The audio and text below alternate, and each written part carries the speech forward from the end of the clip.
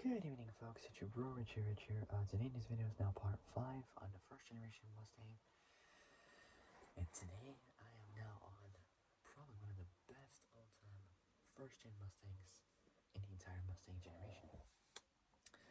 Today, in this video, I am now down to the classic proper years for a Mustang. And it is the one from 1969 to 1970. And yep, you're probably wondering which one is this. This one. This one is the mighty Mach 1 Mustang. So still in the first gen Mustang, it's just, this one's the same one, just like souped up basically. This is the Mach 1 version of this one. So it's like, it's a bit more powerful than before, but so much different than the previous Mustangs than before they were like replaced. So, bunch of info for it, but I'll get it done. I'll do it. So, before I start,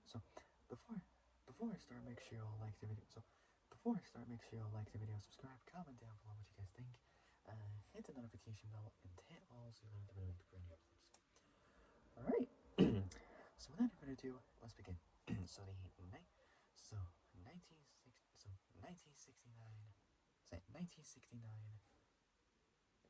1969 to 1970. Here we go. So, overviews first, so let's begin. So, production was from August 1968.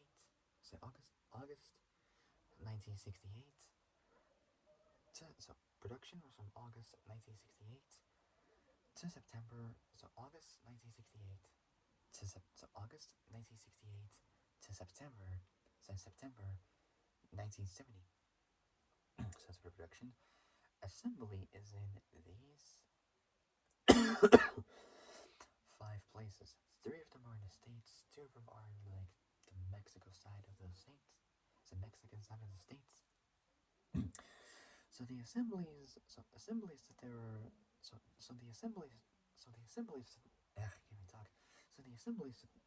assemblies that they were assembled at are at these 5 usual places as with the previous Mustangs. So these 5 places with the previous Mustangs. So the assemblies were Dearborn, Michigan. Dearborn, Michigan. Milpitas, California. Metuchen, New Jersey. Valencia in Venezuela, and Mexico City in Mexico.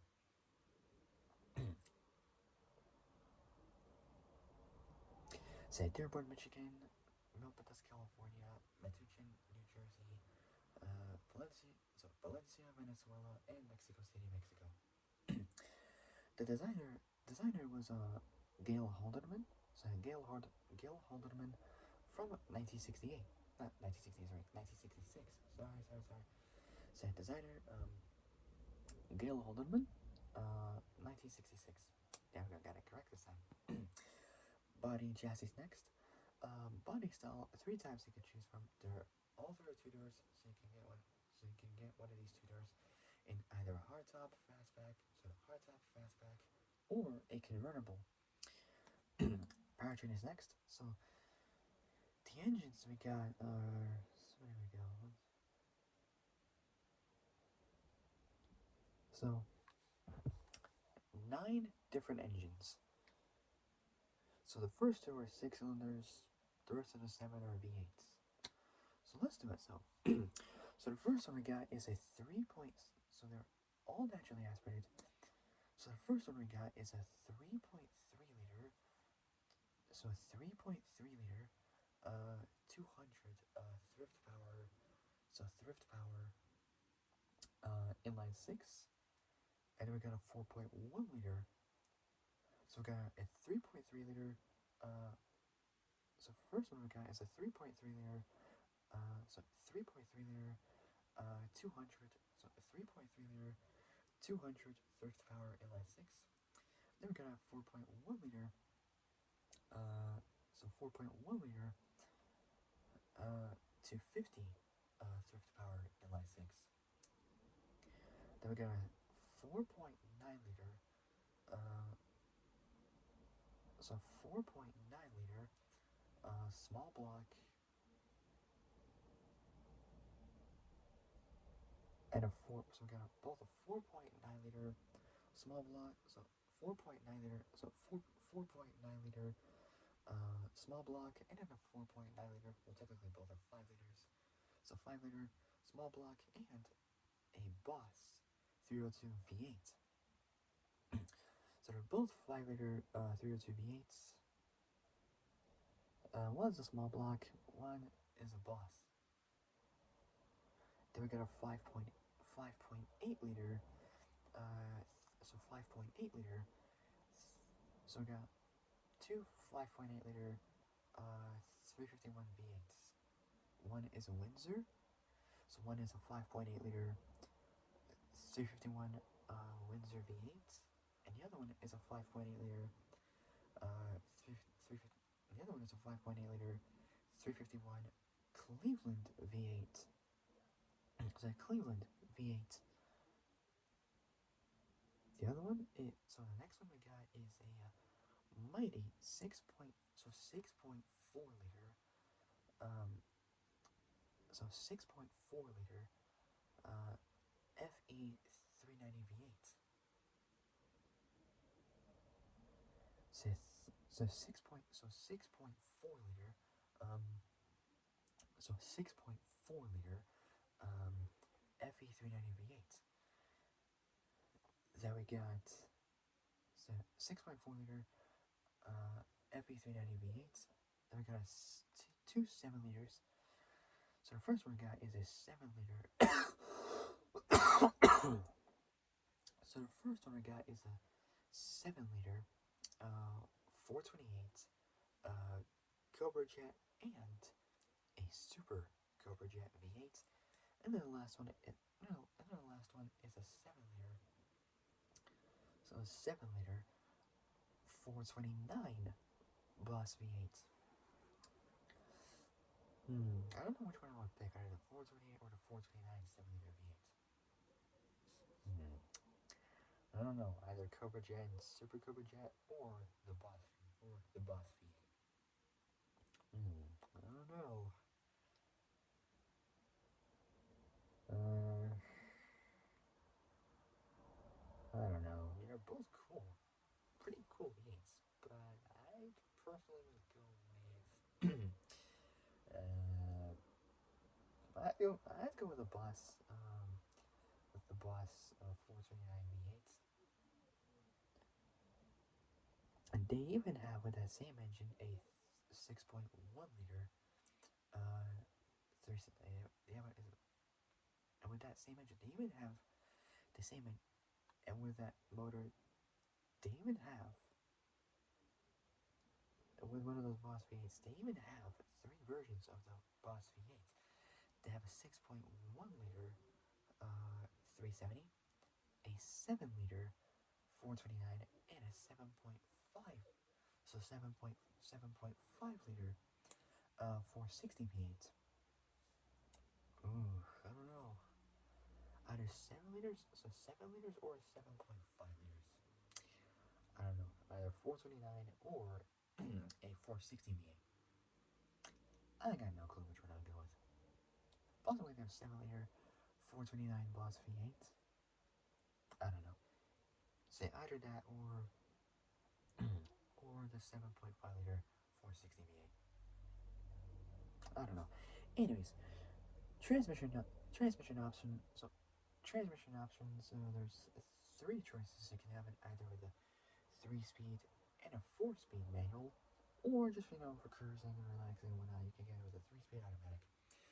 Out of those two, I still pick a 4-speed manual. Pretty cool. But if I had to go with automatic for cruising, I'll possibly go with both technically. So you have both 4-speed manual and a 3-speed automatic. I don't know, but those are my choices. Yeah, transmission, both 3-speed, 4-speed manual, and a 3-speed auto or automatic, whichever way works best. Anyways, dimensions is next. Wheelbase is approximately so uh, for dimensions, wheelbase is 2700, so 2743 millimeters, approximately 108 inches. I was gonna get there first, but millimeters is first, and then inches I'm going next. And that's what I've been doing, because that's what I've been doing for every video I do. I don't change it around. I always keep it as it is. I just keep it simple. I don't switch the numbers around. I just keep it as it is. Always have, always will, technically. So always will, technically. So technically. Alright, so dimensions, wheelbase, 27, so wheelbase, excuse me. So wheelbase, 2743 millimeters, 108 inches. So for wheelbase dimensions, length is 4,762 millimeters, 187.5 inches in length. Width 1,821 millimeters, 71.7 inches. Round up, almost 72 inches approximately for width. Height 1,283 millimeters, 50.5 inches or 15.5 inches.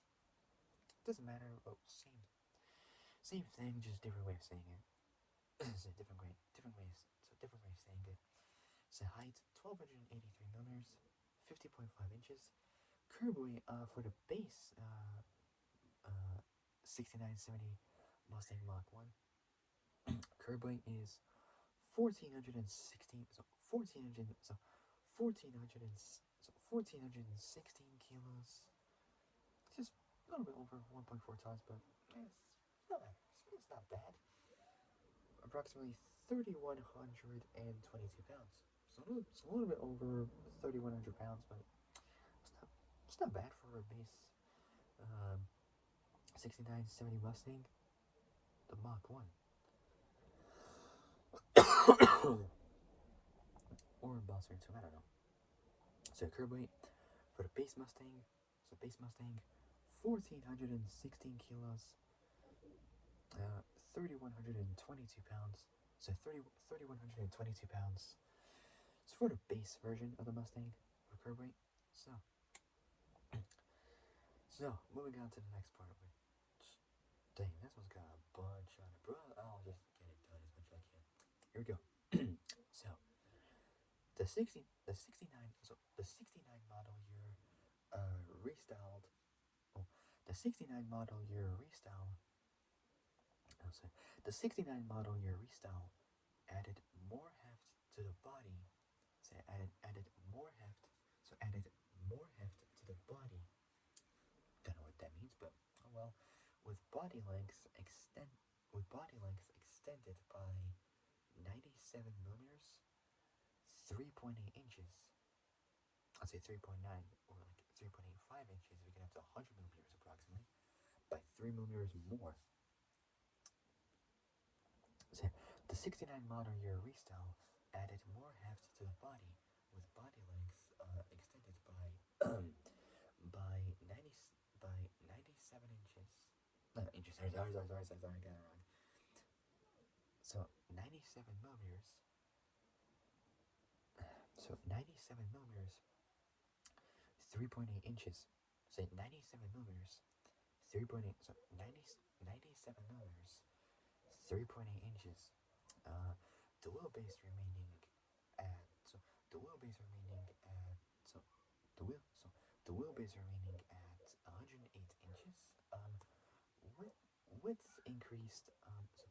Width increased by almost half an inch. So by almost half an inch. And the Mustang's weight went up. So weight went up markedly too. That's kind of a quote. 1969 was the 1969 was the first model. 1969 was the first model to use quad headlights. It's like 4 headlights in total. Pretty good. Placed both inside and out, or just in and out. The grill opening. The curled grill pony. So grill pony was so the curled grill pony was replaced with both the pony and Tribar's logo. So, so yeah, the curled grill pony was replaced with both the pony and Tribar's logo. So Tribar's logo set set off center to the driver's side. Set to the driver's side. The car was the car was longer. So so the car was both longer. So the car was both longer than previous models and sported convex rather than concave side panels. The fa- the fastback body version was named Sports Roof. So Sports Roof in Ford's literature. The 69 model here so the 69 so the 69 model year introduced the Mach 1 with a variety of power plants options. So with a variety of both power plant options and both many new styling and styling and performance features. So styling and performance features. Distinctive, reflective. Kind of rhythm going on. Distinctive and reflective. so distinctive, reflective. Strapping. So strapping was placed alongside. So along the body sides with a pop-open gas cap, dual exhausts, matte black hood, or bonnet with simulated air scoop, and NASCAR style cable with pin tie downs. Not sure what that is, but the Mustang does have it, so it was pin tie downs. I think it's like with those pins which you put on the hood, so to stop it from opening every time. It was like if you've seen the Patagonia special of Top Gear, Hammond had the Mustang Mach 1. It had those pins on the hood, which you just pull out if you want to open the hood, and just close and just put it back in. I think it must be that. I'm not too sure. so distinctive reflective strapping was placed along the body sides with a pop-up and gas cap, dual exhausts, matte black hood with simulated air scoop, air scoop, and NASCAR style cable with pin tie downs. So pin tie downs.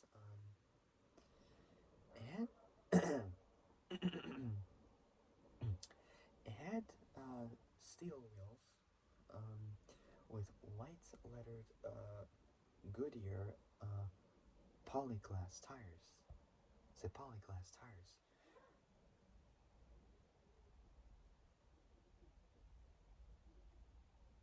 So for those who don't know what Goodyear polyglass tires are, they were a bias belted tire.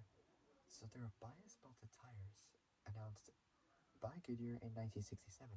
Polyglass was a registered trademark.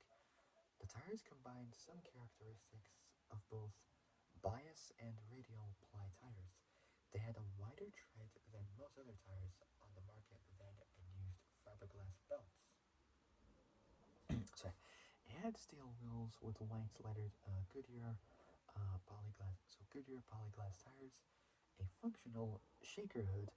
So shaker hood scoop, which visibly vibrated by being attached directly to the air cleaner through a hole in the hood, was available as were tail-mounted wing and chin spoilers and so as were tail-mounted wing and chin spoilers and rear window so rear window louvered blackout shade. Like some muscle cars would really Mustang Mach 1s would really have those kind of it reminds me of like the DeLorean and Mitsubishi Stereo. They have those kind of like blacked out kind of Christ, what was this thing called? Louvers. There we go, louvers. Jesus some classic like 80s, 90s Honda Accords would kind of have that, like the kind of louvers, like the fins going across, like a bit more sporty to it, Some of them, like for example, like the DeLorean DMC-12, that has the one, so that has the kind of louvers, but also marks as a hood for the car because it's like mid-engine, I think. I'm not too sure, but I don't know. Like cars with those louvers in the back, they're just badass. They're just super cool. Literally, I mean, they should do it in the future. More cars with louvers on the back, so it gets more sporty. And the best one, they should do it. They should bring back the special upgrade, pop-up headlights. It hasn't been the same since some of the cars have pop-up headlights. Like some classic 60s, 70s cars, like Ferraris would have them, Maseratis, Lambos, possibly Fiats as well. I don't know, Mustangs. Well, not sure. Well, Corvettes would have like C5, for example. That kind of has like pop-up headlights. I'm not too sure, but there's a bunch of cars with pop-up headlights. Possibly the GT86, not GT86, sorry, A86. There we go. RX-7s. Uh, what else? What else? What else? Miatas probably have those. I don't know, but I ain't got no name. But there was a bunch of cars out there with like pop-up headlights. Possibly some BMWs, like the 850, 90s version. Yeah. Possibly some Mercedes, Audis probably, Porsches. Oh yeah, the 19-way definitely. That has like those kind of pop-up headlights. I don't know. Just a bunch of cars out there with pop-up headlights. Possibly Alfa Romeos. Just a bunch of cars with pop-up headlights. They should bring those back for future times. That would be cool. I mean, I'm not sure if they do. They should. That'd be pretty. That'd be pretty cool if they bring back both louvers and pop-up headlights. That would be great. That would just be brilliant. Super cool. Super, super, super cool. I can say it all in one. Like I can say this all in one. I really wish they bring those back. I hope. Not sure if they will, but I'm just hoping. I'm just hoping that they would. I'm just wishing that they would bring those back. That would be great. Anyways, back to the car. So, a functional shaker hood scoop, which basically vibrated by being attached directly to the air cleaner through a hole in the hood, was available as her tail-mounted wing and chin spoilers. So yeah, as her tail-mounted wing and chin spoilers and uh, rear rear window louvered blackout shade. The Mach the Mach excuse me, the Mach 1 featured a deluxe interior with simulated wood trim,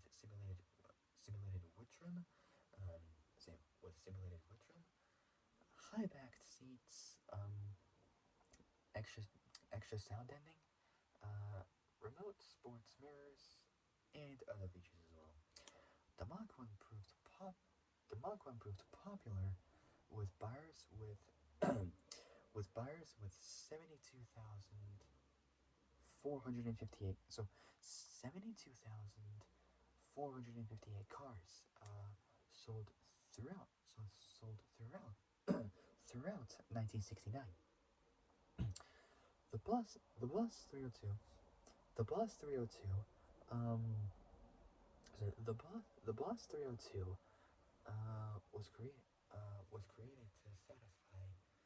was created to satisfy uh, Pontiac Trans Am rules. So Trans Am rules, and featured distinctive hockey stick stripes.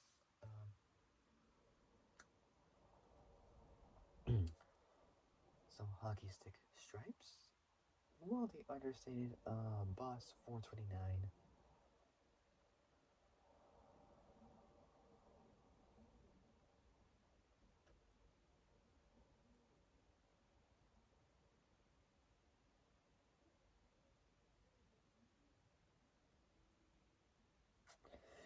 which is essentially the same as like the Boss 302 Mustang, but just a little bit different. It kind of looks the same, but it would kind of have some different like minor upgrades for like engine and so on and so forth. But imagine like this: if you line up a classic '60s Boss 302 and Boss 429, you would kind of almost see like no difference to it whatsoever. Possibly you would, but they would. The issue is like they would kind of look the same. Like there's nothing kind of changed to it, but just like different body, like well, not body, but just different the different name to the Mustang. I don't know, but I think there might be some different changes to it. I'm not 100% sure between the classic Boss 302 and the Boss 429 Mustangs. I'm not too sure.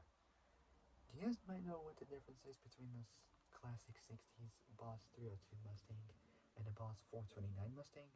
Let me know in the comments because I got no clue at all because they both look kind of the same technically.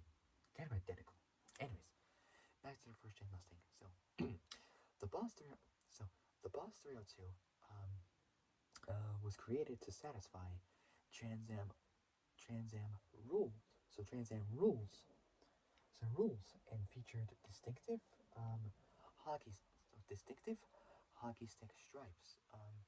While the understated Boss 429 is a Boss 429 was created. So while the understated Boss 429 was created to homologate the Boss 429. So while the understated Boss 429 was created, so while the understated Boss 429 was created to homologate the Boss 429 engine based on the new based on the new Ford 385 series engine. So the based on the new Ford 385 engine for NASCAR use. The two Boss models received fame on both the track and streets. A total of 1,628 so 1,628 302s and 859 so 859 429s were sold through 1969, making these vehicles somewhat rare. So making these vehicles somewhat rare. So rare, like rare, as in like kind of like a treasure hunt, like tough to like really find the cars in good condition and whatnot, or pristine condition. I don't know, but so making these cars somewhat rare.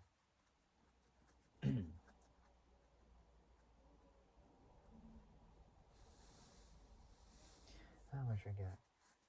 There's a bunch to do.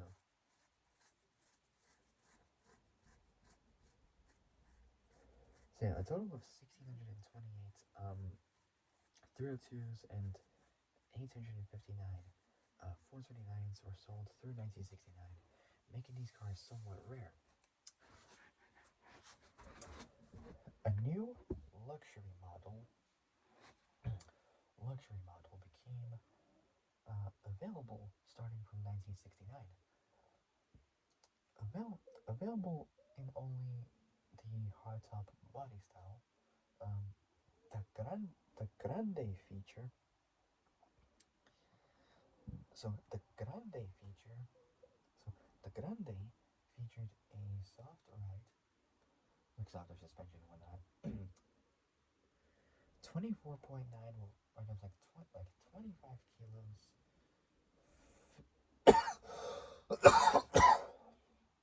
So 25 kilos.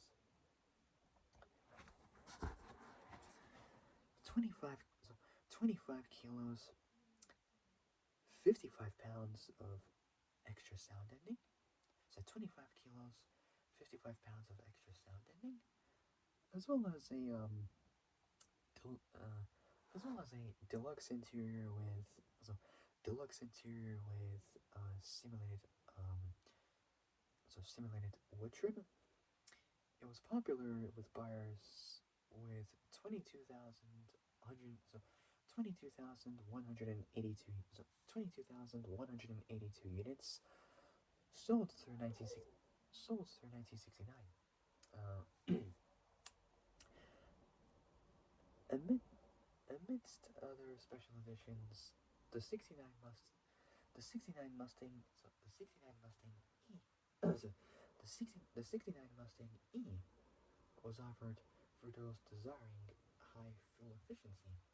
The 69 limited the 69 limited edition Mustang E was a rare fastback special model um, designed for economy, so for fuel economy, just to save fuel. About 50 of those were produced. It came with a 4.1 liter, uh, 250 inline six, or six, or just straight six, or just a standard six cylinder. A high stall torque, a high stall torque converter for the standard automatic, and a low 2 point so 2 point 2 point so 2.33 to 1 so 2.33 to 1 so 2.33 to 1 so 2.33 to 1 rear axle ratio, so 2.33 to 1 rear axle ratio. Mustang E lettering on the rear quarters, so like the rear quarter panels, identified the special Mustang E. So special Mustang E. This next part is a bit of a downside. Air conditioning or AC was not available on the E model. What? Presumably E must be electric. I got no idea. If it is, if they did an electric one Ford, you lost your mind.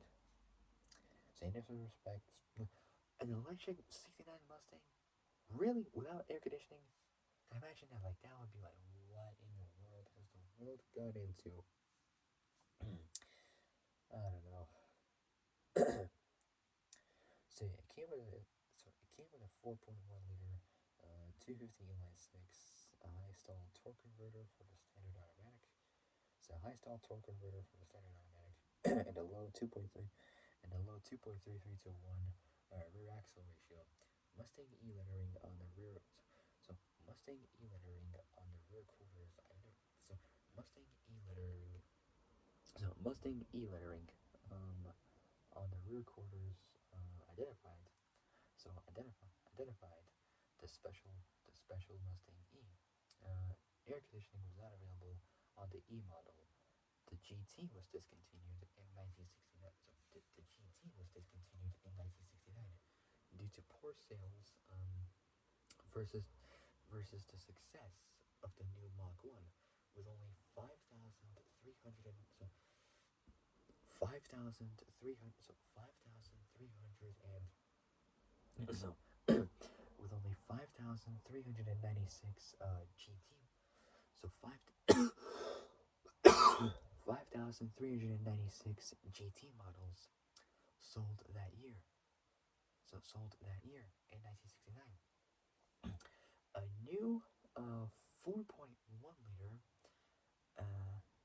so a new 4.1 liter naturally aspirated. So a new 4.1 liter 250 thrift power inline six with so a new 4.1 liter, so 4.1 liter um 250 thrift power so 250 thrift power inline six engine with 155 horsepower filled the gap between the existing 3.3 liter so 3.3 liter 3.3 liter so 3.3 liter 200 thrift power inline six and the V8 engine lineup.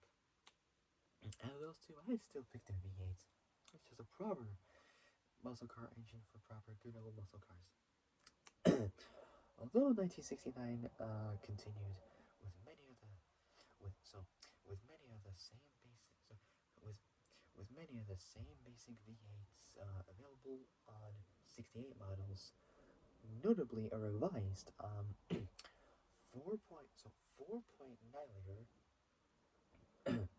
so 4.9 liter so 4.9 liter so 4.9 liter small block 302 V8 with 220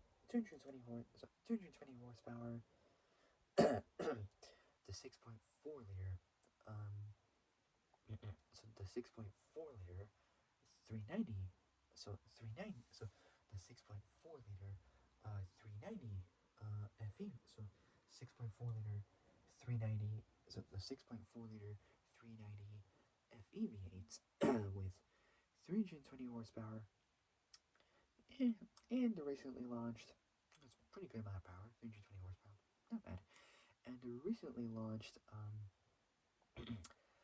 7 liter 428, so 7 liter 428, so 420, so 7 liter 428 Cobra Jet V8, either with or without the rammer intake system, with an advertised 335 horsepower, pretty good. Out of those, what was it? Maybe 3-4. Out of those 3-4, I picked the one with 335 horsepower. Pretty good. A variety of both options and both a variety of both options and changes.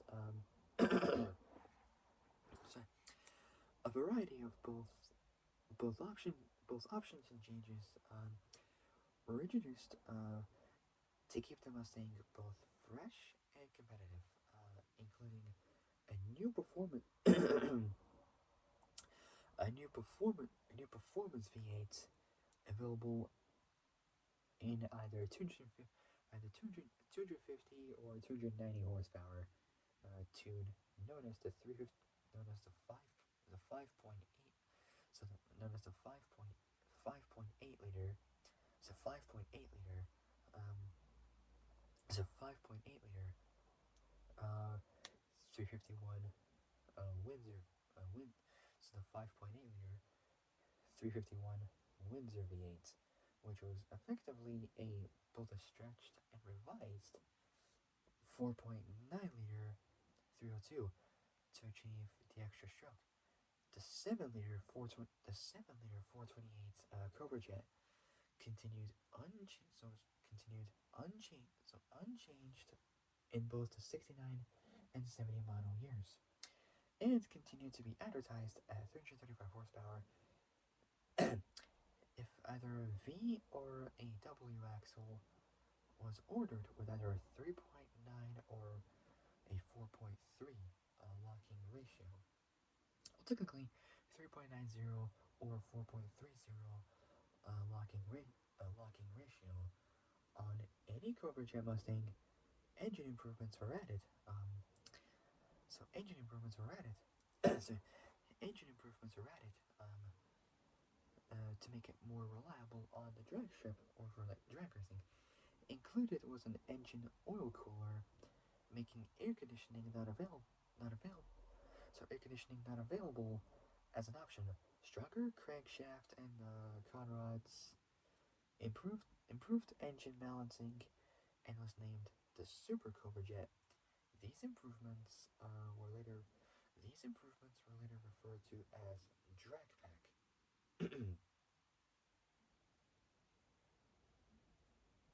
So for those who don't know what Drag Pack is, it was Ford Motor marketing name for an option pack available in the US for some of its car models that included a remote mounted oil cooler and higher ratio rear axle gear, plus engine components on some models. This option is printed on the factory invoice as Drag Pack, Super Drag Pack, uh, Drag Pack without the C, or Super Drag Pack without the C. The spelling pack without the C, so P-A-K, was used by the Lincoln Mercury division, of Ford. The only known exception, so the only known exception is a fact. So the only known exception is a factory-equipped Mazda 2 with a drag pack option, which was not marketed by Ford as such or by any other name. At the start of the 70s, so the 1970 model year, Ford began installing The drag Ford began installing the drag pack on approximately 10% of Boss 302 Mustangs.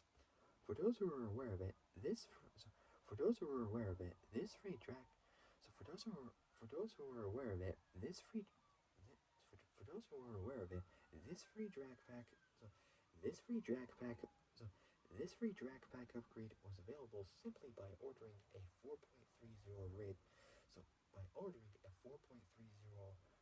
4.30 rear axle ratio. The only known the only known exceptions the only known exceptions are two early production cars with 3.91 axle so with 3.91 axle ratios. Special factory orders which received the oil cooler and two 4.30 or just 4.3 axle ratio cars, which reportedly did not so it didn't received their intended oil cooler, uh, possibly the results of a supply problem. The 4.30 actual ratio. So the 4.30 actual ratio exceptions are insignificant in terms of establishing a meaningful pattern, as they represent a normal 1970 production line margin margin of error. So production line margin of error. Error. So back to the first gen Mustang. These improvements are later referred to as drag pack.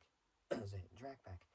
The 69 Shelby Mustang came under Ford's control and was made to look markedly different from regular production Mustangs. Despite being built in-house by Ford, the custom styling included a fiberglass front end with a combination loop bumper slash grill that increased the car's overall length by 76 millimeters, approximately 3 inches, as well as 5 air intakes on the hood. 5 air intakes, that's just nuts. Two models were available: GT350 with a 5.8 liter 351 Windsor V8 producing 290 horsepower. 290 horsepower, and the GT500 with a 7-liter 428, so 7-liter 428 Cobra Jet V8 in both sports roof or convertible. So both either sports roof or convertible versions. All 69 70 Shelby Mustangs were produced in 69. Because of dwindling sales, the 789 remaining 69 cars were given new serial numbers and titled as 1970 models. They had modified front air dams and a blackout paint treatment, around the hood scoops.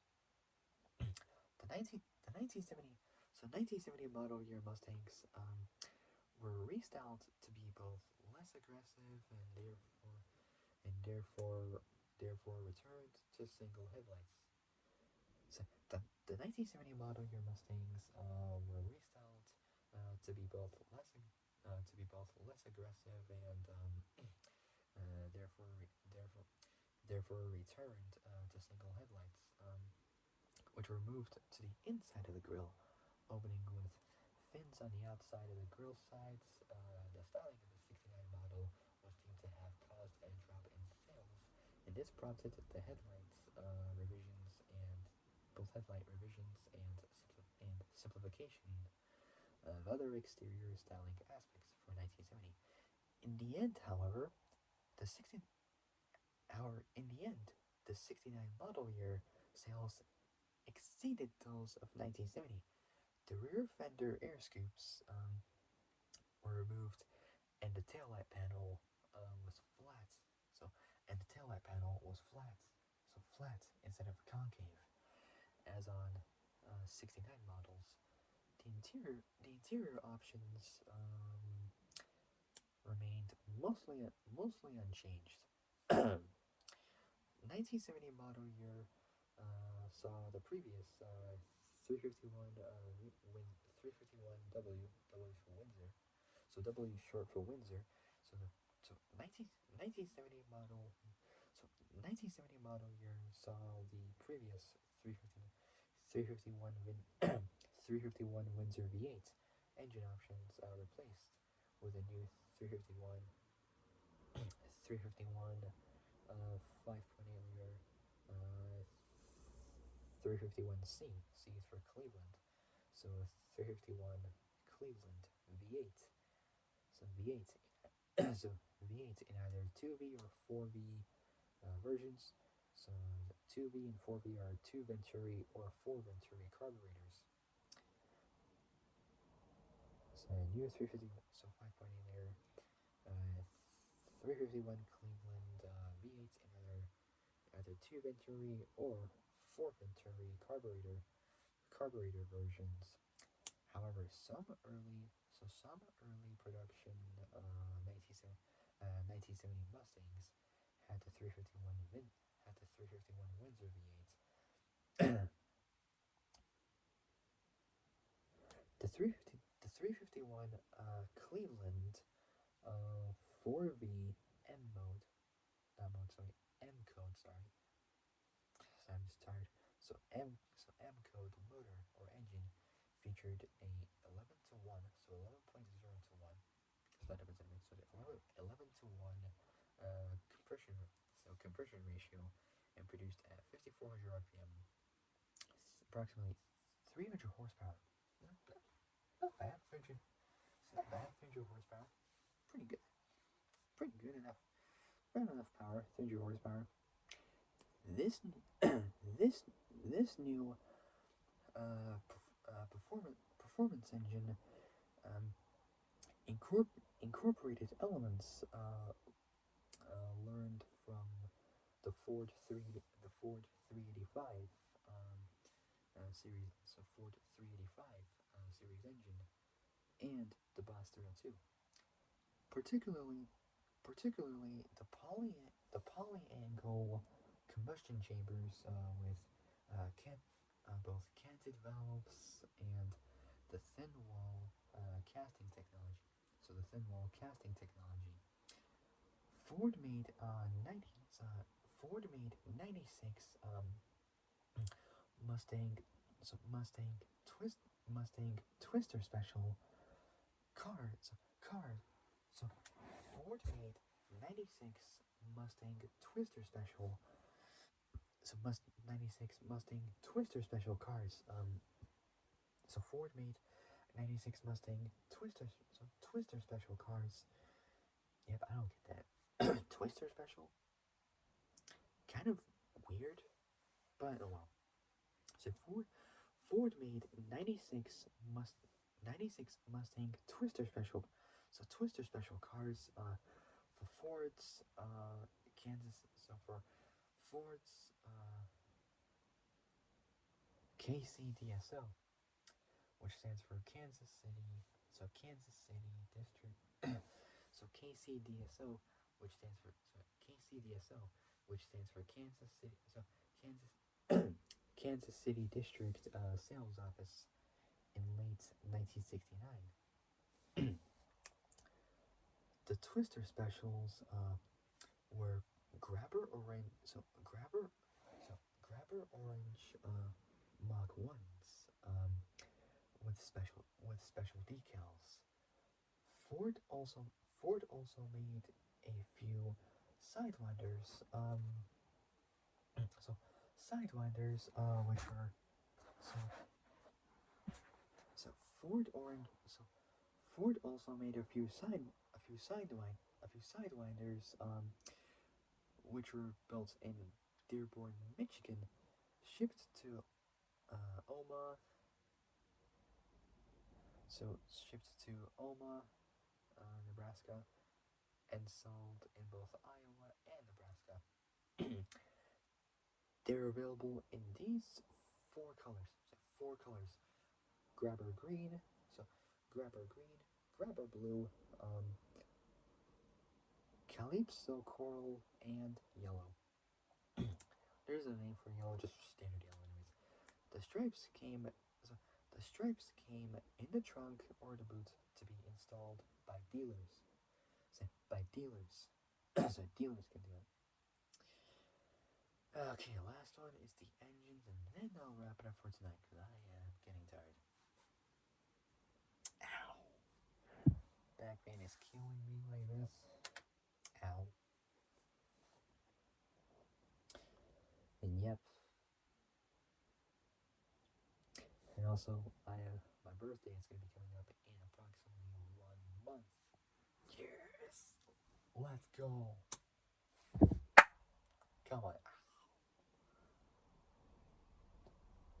Oh, God. Sorry. I just killed my system. I'm just getting excited. Literally. It's healed already. It doesn't hurt anymore. I'm just doing it because, like, usually, like, my wrist would hurt sometimes. I would make clicking sounds all the time. So it's pretty much healed already. It's not bad. Alright, last up is engines, and then I'll wrap it up. Alright, so same as before as the previous video. So we got how many engines? How many engines we got? So we got 1, 2, 3, 4, 5, 6, 11 engines. What? No. But I can do it. I can do it. I bet I can do this in under an hour. Let's do it. If I can, bingo. Let's do it. So for the first engine we got is a 3.3 liter 200 thrift power 1-barrel inline 6 for the 1970 version. And it made at 4,400 RPM. So 4,400 RPM, 120 horsepower, and so at 4,400 RPM, 120 horsepower, and at 2,900 RPM, 258 newton meters, 190 pound-feet of torque.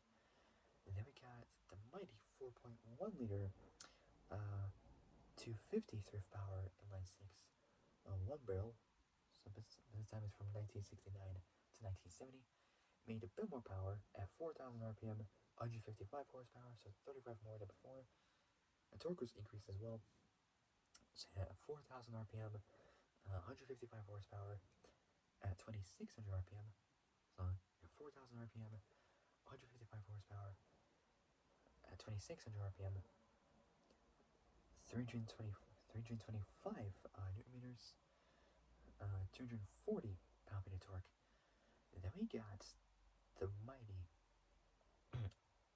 4.9 liter small block 302 V8 from the 6970 versions, 2-barrel. It made at 4,600 RPM with loads more power. So 4,600 RPM, 210 horsepower. So 210 horsepower. So 4,600 RPM, 210 horsepower, and at 2,600 RPM, 407 newton meters, 300 pound-feet of torque. So a bit more torque than before. Then we got the mighty 5.8 liter. So 5.8 liter, 351. So 2-barrel, 351 Windsor V8 from so 5.8 liter, 2-barrel, 351 Windsor V8 from 1969, and it made at 4,600 RPM. So at 4,600 RPM, 250 horsepower. Pretty good, like 40 more horsepower. That's still not that much. So at 4,600 RPM, 250 horsepower, and at 2,600 RPM, 481 newton meters, 355 pound-feet of torque. And then we got the mighty 5.8 liter 2-barrel 351 Cleveland V8 from 1970, which made same amount of power at this time at 5,400 RPM and the same amount of torque, but this time at 3,400 RPM. Then we got the same V8 5.8 liters 351 V8, but this time it's a Windsor V8 from 1969, and it's a 4-barrel version of that engine. So it made an extra 40 more horsepower at 4,800 RPM, so total is 290 horsepower, and at 3,200 RPM, 522 newton meters, 385 pound-feet of torque. Pretty good. Now we got the mighty 4.9 liter, so 4.9 liter, 302 Boss V8 for the 6970 version. 4-barrel, same amount of power, but it's at 5,800 RPM. A lot less torque, 393 newton meters, 290 pounds, so 393 newton meters, 290, so 393 newton meters, 290 pound-feet of torque at 2,600 RPM. Now we got the mighty 6.4 liter, so 6.4 liter, 390 FPV8, 4-barrel at 4,600 RPM, 320 horsepower, and at 4,600 RPM, 320 horsepower, and at 320, so 4,600 RPM, 320 horsepower, so 320 horsepower at 4,600 RPM. Then we got at 3,200 RPM, 579 newton meters, 427 pound-feet of torque. Now we got for the 1970 version a 5.8 liter, so 5.8 liter, 4-barrel, 351 Cleveland V8, making at 5,400 RPM, down at 300 horsepower, and at 3,400 RPM, 522 newton meters, 385 pound-feet of torque. Then we got a 7-liter, 428 Cobra Jet and Super Cobra Jet V8 for the 6970 version. 4-barrel at 5,200 RPMs, 335 horsepower. So 5,200 RPMs, 335 horsepower. Then 5,200 RPM, 335 horsepower. Then at 3,400 RPM, 597, or ends up like almost 600 newton meters, 440 pound-feet of torque. Pretty good. And last but certainly not to the very least, we got is the most powerful V8 on Earth for this generation Mustang. The mighty 7-liter 429 Boss V8. Same 4-barrel carburetor, same from 69 to 70, but this time at 5,200 RPM, so 5,200 RPM, same RPM as before, same 3,400 RPM in torque. It makes 375 horsepower. It's an extra 40 more horsepower than before. So 40 more than the 428 V8. So a 7-liter, 429 Boss V8. So 7-liter, 429 Boss V8, 4-barrel, 6970. It makes at 5,200 RPM, 375 horsepower, and so at 5,200 RPM, 375 horsepower, and at 3,400 RPM, a whopping at 3,400 RPM, a whopping 610 newton meters, 450 pound-feet of torque. Pretty good. 450 pound-feet of torque. Pretty good. Alright. So that's gonna wrap it up for today. So yeah. So for my next Mustang video will be about the Mustang from 1971 to 1973, Paul Walker's birth year. And then after that, I'll also do the production for this car. Okay, so that's gonna wrap it up for today. So if you guys like this video, like and subscribe, comment down below what you guys think. Hit the notification bell and hit all so I know that I make videos. Alright, so I gotta go. I'll see you guys in the next video. But until then, stay safe, have a great evening, and have a great day tomorrow morning. And I'll see you guys in the next video. So I gotta go. So take it, folks. Stay safe out there. I'll see you guys soon. Peace.